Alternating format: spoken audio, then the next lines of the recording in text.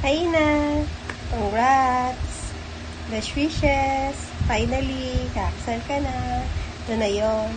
Yung dream natin lahat ng mga babae. Deserve mo yung sumaya sa lahat ng pinagdaanan mo. Dito lang kami palagi. Love you! Hi sa aking bunsong kumare. Congratulations. Ito na yung pinakaintay mo. Malapit na. Graduate ka na sa buhay dalaga mo. And this is it. Isa ito sa inaabangan ng barkada, yung kasal mo. Kaya sobrang happy namin para sa'yo. Congrats. And good luck sa buhay may asawa. Wait namin ang iyong mini-me. So, ayun lang.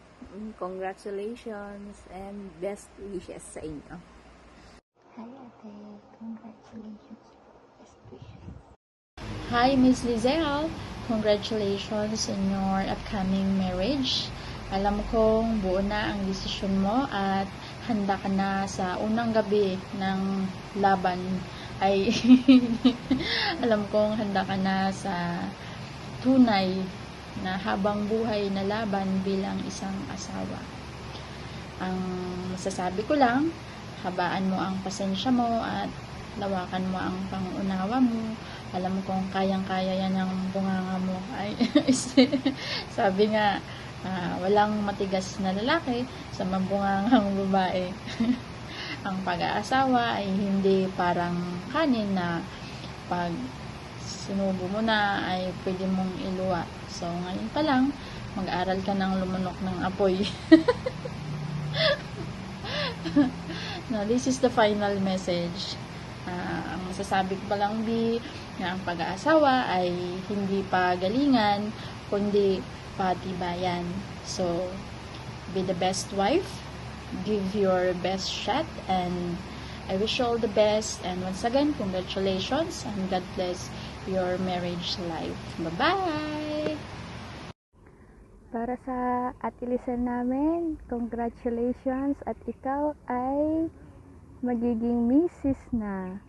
Masayang kami na mararanasan mo bilang isang babae ang ikasal at magkaroon ng isang pamilya at isang anak. Sana pag nagkaroon na kayo ng sariling anak, sana maging kaugali mo siya, maging mabait, matapang, kayang harapin yung buhay. Kasi sa buhay natin ngayon, iba na talaga yung generation niyan. Then, mag-iingat kayo palagi na magiging asawa mo. Pag uwi mo ng Pilipinas, sana maging masaya kayo sa inyong araw ng kasal kahit wala kami. Then, stay humble po sa inyo, good health, mag-iingat po kayo parati. Pagbalik mo dito ay isa ka ng misis at more babies. Hello, Isel. Ayan. First of all, gusto ko tang i-congratulate kasi at the age of 31, tama ba 31, nahanap mo na yung Mr. Right mo. And after ng kasal, gumawa na agad ng baby. Kasi para hindi na sana all yun. Sana all mo ngayon, ngayon, gumawa ka na agad-agad. Ayun lang. And ang hirap naman gumawa ng short message, diba?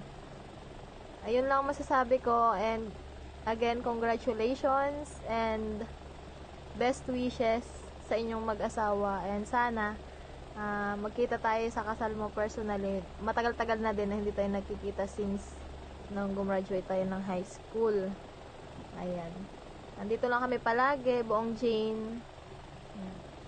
Congratulations and I'm happy for you. Ayun lang. Bye-bye!